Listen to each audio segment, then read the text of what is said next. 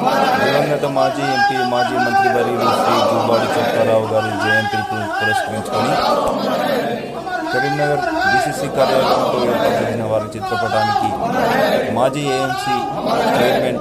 ఆకారపు భాస్కర్ రెడ్డి గారు, పిసిసి కార్యదర్శి వైద్యుల అంజన్ కుమార్ గారు మరియు పలువురు కాంగ్రెస్ పార్టీ నాయకులు, మాజీ కార్పొరేటర్లు, మహిళా నాయకురాళ్ళు తదితరులు పాల్గొని ఘనంగా నివాళులర్పించడం జరిగింది. ఇదే రోజు కరీంనగర్లో రైతు భరోసా కార్యక్రమం ఉండడంతో వన్ టౌన్ ముందు గల చొక్కారావు గారి విగ్రహానికి తెలంగాణ గౌరవ మంత్రులు పొన్నం ప్రభాకర్ గారు, దుద్దిల శ్రీధర్ బాబు గారు,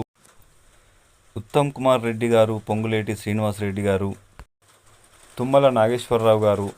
పూలమాలలు వేసి ఘనంగా నివాళులర్పించడం జరిగింది. వీరితో పాటుగా శాసనసభ్యులు, మాజీ శాసనసభ్యులు, చైర్మన్లు, నియోజకవర్గపు ఇన్ఛార్జీలు